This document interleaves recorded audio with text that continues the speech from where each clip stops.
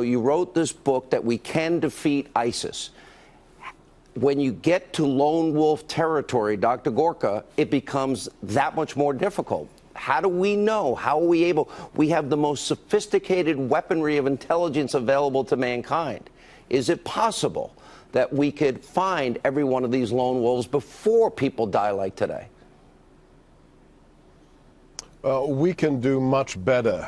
We absolutely can, especially under the presidency of Donald J. Trump. Number one, we have to jettison this idea of a lone wolf. Lone wolf was invented as a phrase, or was made popular by the Obama administration to make Americans disconnect the dots. There has not been a significant jihadi attack since September the 11th in the United States where one person acted completely isolated from everybody else. Even Major Nidal Hassan, the man who was by himself in Fort Hood, was in regular contact with Anwar al-Awlaki, who blessed his attack on his fellow servicemen. So number one, no more political correctness. That gets thrown out of the window. But second, Dr. Gorka, I'm not taking issue with you. I just think this is important. Are there not people that in the privacy of their own homes or not, somehow identifying with this sick, twisted, evil cause, adopting, I'm going to be a disciple of, I'm going to take orders from whoever gives them to me, make an attack on Halloween, and then acts independently? You're saying we should jettison that entire idea, that doesn't exist?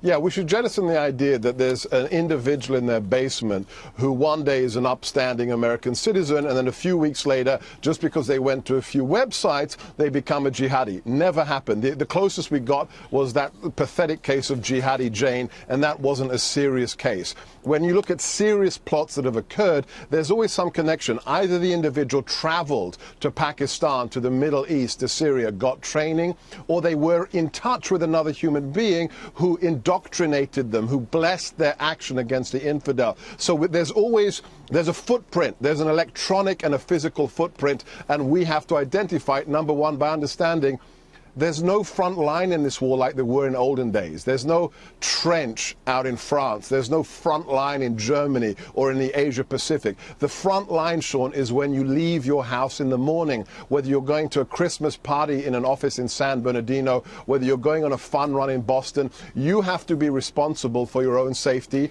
Use the Second Amendment if you are trained and legally capable to do so. I know you believe in it. I believe in it. And secondly, even if you don't have the mental fortitude to carry a gun to protect yourself and your loved ones, be aware of your surroundings. And when you see something suspicious, say it. These attacks take weeks and sometimes months to prepare. We know the San Bernardino killers were undertaking suspicious activity before the attack that their neighbors refused to report for fear of being called Islamophobes or racist. That has to end. You see something, you say something, because you could be saving lives. You say that, and I want to go, in spite of all that has happened and all the terror around the world. I have 4 TVs in my radio studio today as this was all unfolding live on radio. And I look at a CNN fake news chyron, and it actually says, witness, suspect was yelling, God is great, in Arabic. Okay, he said Allahu Akbar. So somebody of fake news CNN, there is this fear. Remember, in the case, we had the one case where the neighbors saw these guys working late at night and didn't want to say anything. And I think your point is well taken. Let me ask this question. We have talked at length about the misuse and the great sophistication and the weaponry of our intelligence community. Every phone call, I was told by Bill Binney, 34-year veteran, NSA, every phone call, every email, every text message is literally being monitored by our intelligence. We have the capability of picking it up. Can we legally, can we thread the needle constitutionally, unreasonable search and seizure? Can we thread that needle and monitor what people say without getting into people's private lives? Because we've seen the dangers with surveillance and unmasking and leaking, raw intelligence. General Flynn, a victim of this himself. Right. we have the best intelligence community in the world, but because we love our technology, we have a propensity to make the haystack bigger. We're looking for needles in the haystack, and we collect more and more data, and it doesn't necessarily make us smarter.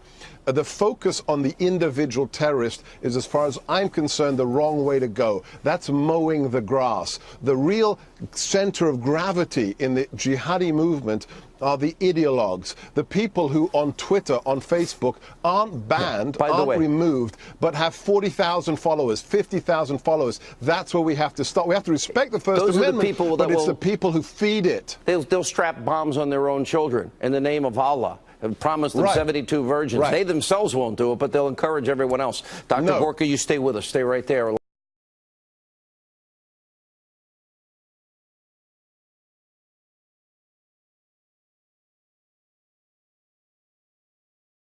What happened to Mueller the Mauler? Drinker? Gambler? We were in the service together with your pastor. I haven't seen these men in decades. I came here because I'm going to Arlington. I was wondering if you guys could come with me. His Holiness can hardly walk, let alone handle a big rig. This is a rental with an automatic transmission. Hello. Hello, this is God. You're not going to get into heaven after all. Say what? Last Flag Flying, rated R, in select theaters November 3rd. And welcome back to Hannity. Joining us now on this breaking news night with full reaction to the news is the author of the #1 bestseller, Rediscovering Americanism and the Tyranny of Progressivism. A rare appearance. It's hard to grab this guy out of his bunker. Radio talk show host. I call him the great one, Mark Levin. Mark, great to see you. I truly, honestly, in my heart of hearts, wish we didn't have to talk about this again. The president is right about vetting. If you come from these countries with these really sick ideologies and oppression of innocent people, what about people that are here that we never vetted? You can't even vet people that aren't here without being called racist and Islamophobic. Don't we need to do a better job of understanding those that may have bought into this sick, twisted ideology? Yeah, there's no question about it. But what's very interesting about this mass killer, he came here in 2010, so he was 22 years old. He wasn't a 4-year-old who came across the border with his mother. He came here, he was 22 years old, and he came under a program called the Diversity Visa Program. I started digging into this. You know what that is, Sean? It's a lottery program. It's been in existence for some time. 50,000 people a year come in here through the Diversity Visa Program. Because the Diversity Visa Program was set up, you see, to make sure that underrepresented countries can send their people into this country, too. And he did that in 2010. The program started before 1990, but in 1990 is when the current program was put into law under the Immigration Act. Do you know who the sponsor was?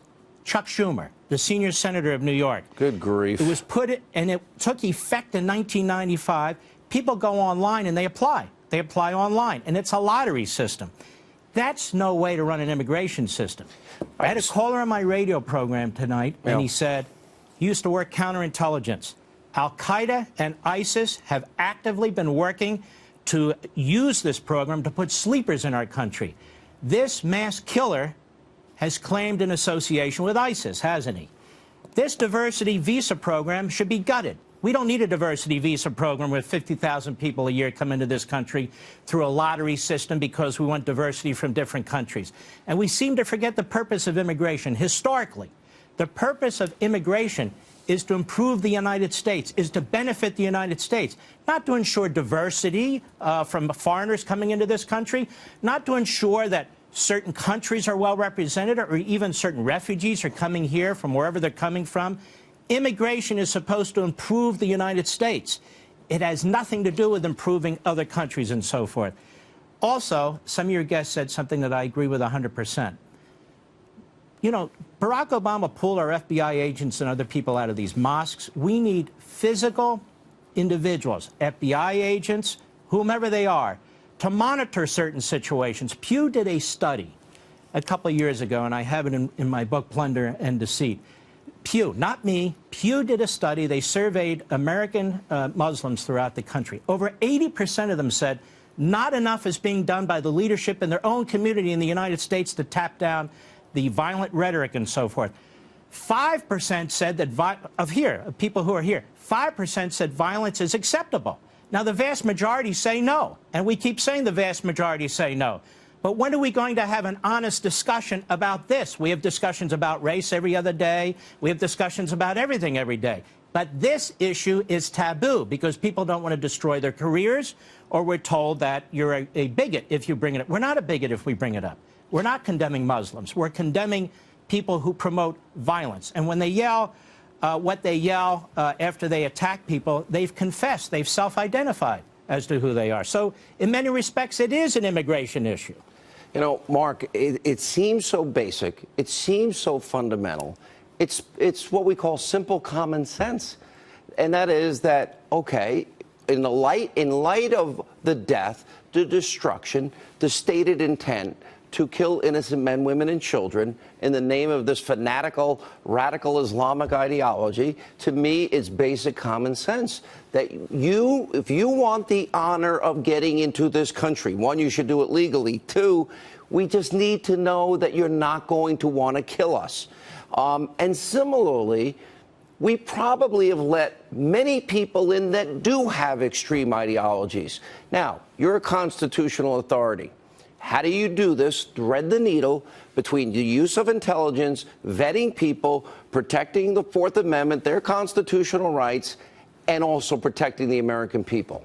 It's a harder question than it seems on the surface. It's a harder question because you do have due process rights in some respects, depending on the status of the individual, okay? The other problem is 40% of the federal judiciary is filled with Obama appointees. So when the President of the United States does something that's perfectly rational, and they go judge shopping, follows the statute, they're finding judges in Honolulu, in Baltimore, in Seattle, who are Obama judges. How many Reagan judges, how many even Bush judges have been involved in any of these immigration decisions? Very, very few. And what they're doing is the courts have now nationalized the immigration issue where the president's hands are tied. This is absurd. I mean, these are the same leftists who used to cheer FDR and claim that he's the greatest president in American history. FDR was rounding up Japanese Americans and Americans of Japanese descent, and they love FDR. Donald Trump is following the Constitution, following the statute, trying to protect America. I mean, we even have a federal judge who talks about due process rights for aliens before they even come to the United States to determine whether they should be here. This is progressivism gone nuts, and it's going to kill a lot more people. And you would have thought after 9/11 that people would take this issue of immigration seriously. Immigration is about national security, and you're exactly right. Once people get into the country, it becomes far more complicated. So you want to stop them at the border. And when the President of the United States said, as he did when he first came into office, we can't vet these people. Some of these governments are at effective war with us. Some of them don't exist. Some of them are involved in civil wars. You know, we can't call Yemen and say, hey, can you check this guy out on your computer system? There is no computer system. There is no effective government. And what the president is saying is, can't take the risk. You can't bring people in from these countries until we figure out what's going on. You know, it's so funny what you said about this president being constitutional, because on the issue of DACA, it was Barack Obama who said, I don't have the power to act unilaterally, and it was President Trump that respected co-equal branches of government, separation of powers, things you discuss all the time. All right, we're running out of time. I want to get into a couple of issues. We have this whole Uranium One scandal. Our national security was sold out. Now we learn that Mueller, Rosenstein, Holder all knew about bribery, racketeering, extortion, money laundering, all happening in 2009. Holder still signed off on it. Mueller's investigating it. Mueller's appointed by Rosenstein.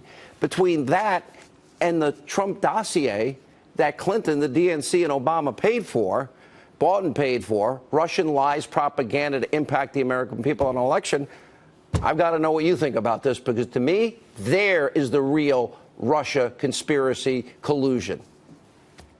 Well, it's worse than collusion, isn't it? You know, 50, 60, 70 years ago, if any politicians, any administration had conferred control over 20% of America's uranium to the Russians, what do you think would happen? What do you think would happen? I mean, that would be considered an absolute, unbelievable act of treason. Now, I use this word treason because the Democrats made it popular when they were attacking Donald Trump Jr. for having a meeting. But you take those two cases. I'll tell you something else about Mueller. Let me jump right into his indictment of Manafort and Gates, if I may, just briefly, to show you what an incompetent this guy is, and yet what an iron-fisted, out-of-control prosecutor this guy is. I read his indictment.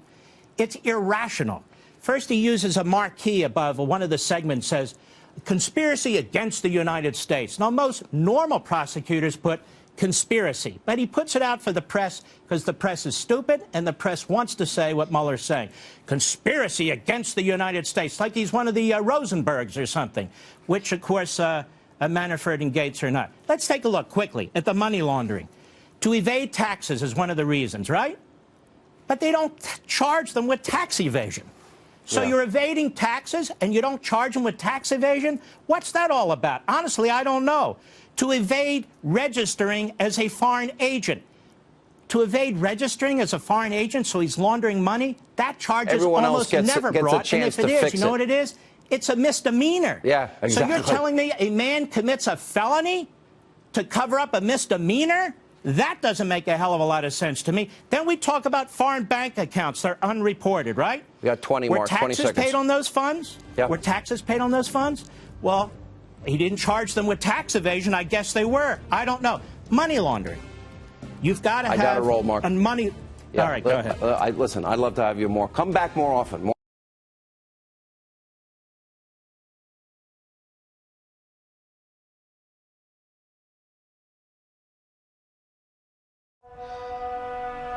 Can you fly? Can you fly through time? Can you fly through space? Can you fly higher than me? Can you fly forever? Inspiration gives wings to the mind. Fly with your mind. New York Mayor Bill de Blasio and New York Governor Andrew Cuomo assuring the public that the suspect acted alone and that public events like tonight's Halloween parade in New York would go on as planned. We've lived with this before. We felt the pain before. We feel the pain today. But we go forward together, and we go forward stronger than ever. We're not going to let them win. When asked if the suspect shouted Allahu Akbar or God is great in Arabic, Evans was